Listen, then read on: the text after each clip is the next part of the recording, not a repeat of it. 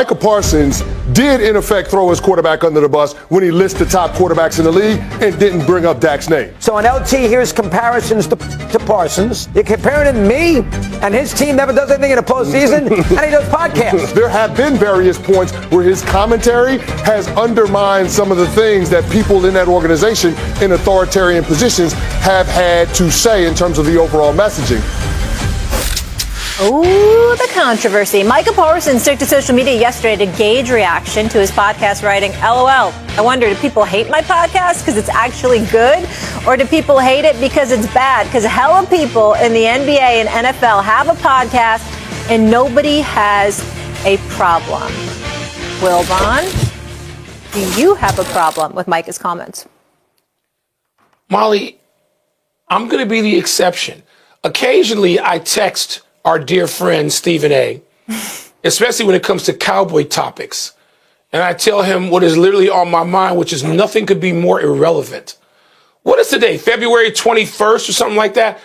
By the way, Stephen A., was yesterday Chuck's birthday? I think it might have been. Yes, it was. It was Charles Barkley's birthday, okay. 62 years didn't old. text. Oh, happy birthday, Chuck. So Chuck's getting up there. So here we are in the middle of February, and nobody can be more relevant. When does Micah Parsons ever make noise on a field? I've never heard his podcast. I'm not going to ever hear his podcast. Nothing he says can undermine anything. I'll disagree with Chris Canty briefly just there. Undermine what? Why would anybody with a ounce of sense pay any attention to Micah Parsons? Whatever happened to the phrase, consider the source? Why would you pay if you don't have anything better to do with your life than to hang on the words of Micah Parsons, you need to reorder some priorities. Stephen A., with that, I will cede the rest of the Micah Parsons time to you because I know it matters to you. I know you care about it. If Micah Parsons was doing his podcast in my office about 20 feet away, I wouldn't peek my head in to hear a single thing he has to say. Let me ask you this question before I respond. Have you ever met Micah Parsons? Yeah. I mean, have you ever? I want to see him play. I know. Yeah, that, but have you ever talked to him? Okay. Yeah. 'Cause I'm here to tell you. Yeah. I'm here to tell you something. He's a really good guy. Okay. And, I believe you. And he's a really good guy. He really is. That's number one. Number two.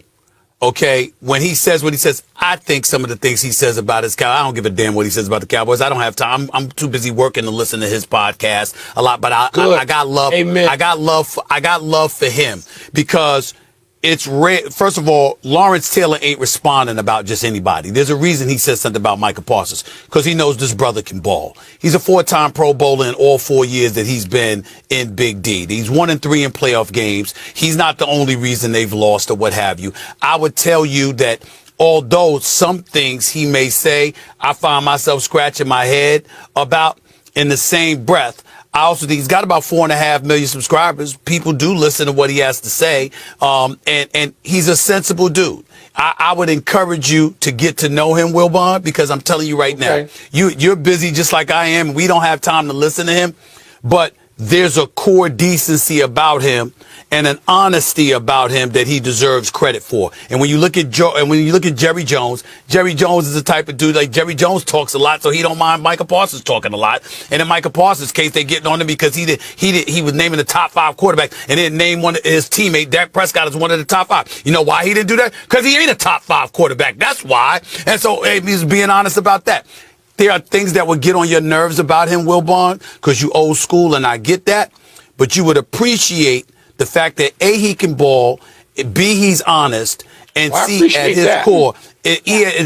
his core, he is a really, really, really decent dude. He really is. If I had the chance and I could listen to Lawrence Taylor or Micah Parsons, which way you think I'm going?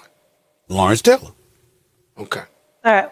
Well, Ben, I have 2 things to say. One, we need you on the show more, but I know you hate mornings. And 2, so I shouldn't start a podcast. That's all I got to say. Don't Molly, I'm listening to you. I'm listening you're not. to your You're podcast. A liar. You're not listening. I'm just no Dallas Molly, Cowboys. The Dallas Cowboys free zone. Wilbon will hop. And another one. Hop on my podcast in a heartbeat. I got one. That's hop on mine.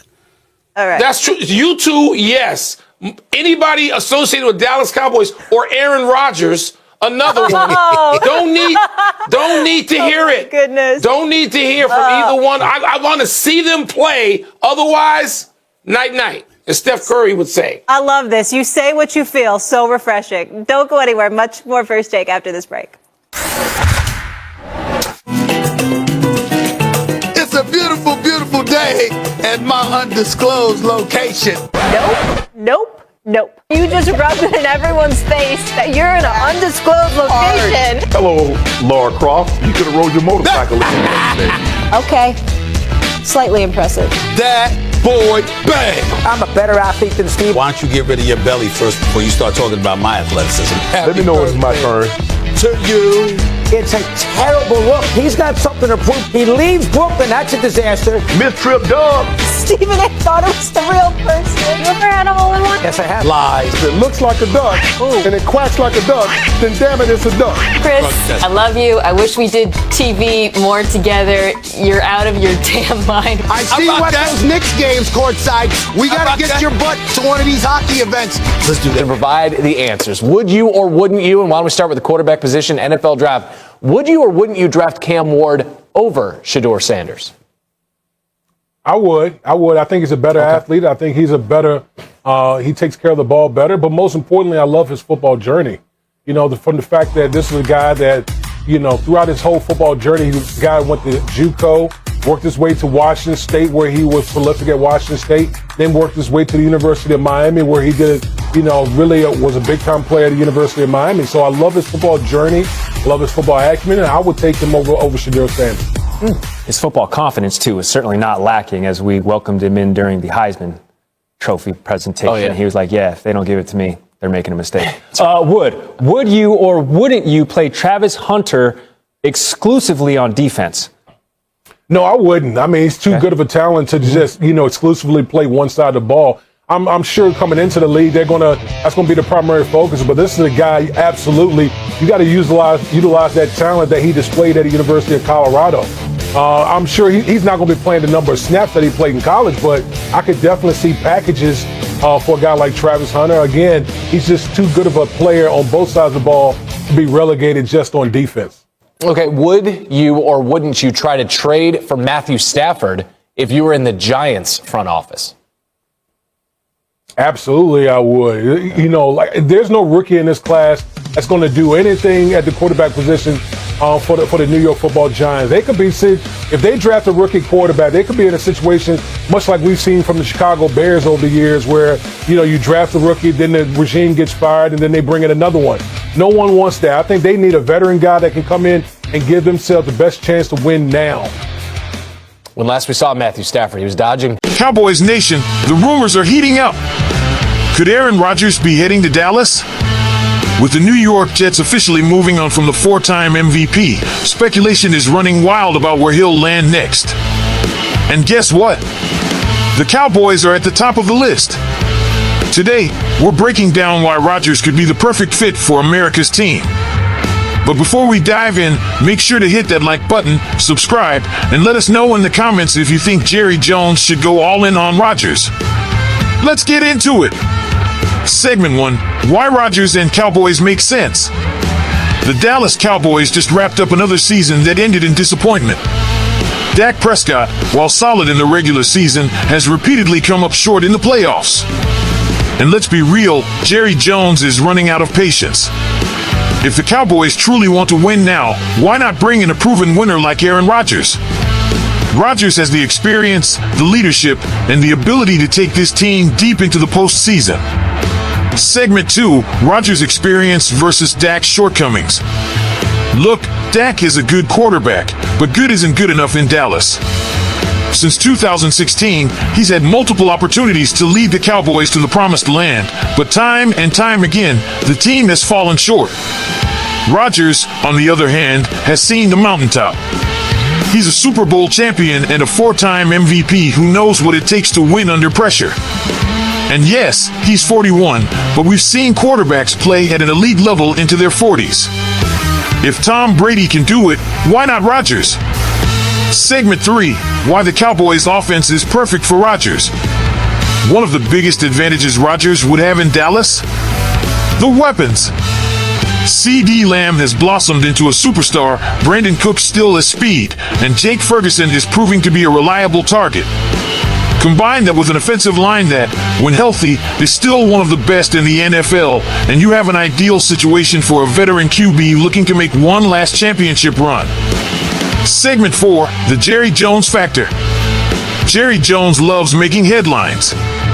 We've seen it before. He's not afraid to take risks when he believes it can bring a championship to Dallas. Whether it was trading for Amari Cooper, bringing in big names in free agency, or making aggressive draft moves, Jones isn't shy about making a splash. And let's be honest, what move would be bigger than bringing in Aaron Rodgers? Segment 5, addressing the concerns. Now, of course, there are concerns. Rodgers is coming off a serious Achilles injury, and he's not getting any younger. There are also questions about whether his personality would mesh with the Cowboys' locker room. But let's be real, this is a high-risk, high-reward move. If Rodgers is healthy and motivated, he immediately makes the Cowboys a legitimate Super Bowl contender. So, Cowboys fans, what do you think? Should Jerry Jones roll the dice and bring in Rodgers for one last shot at a title? Or should the team stick with Dak and hope for the best? Drop your thoughts in the comments. And if you enjoyed this breakdown, don't forget to like, subscribe, and turn on notifications so you never miss out on the latest Cowboys news. See you in the next video.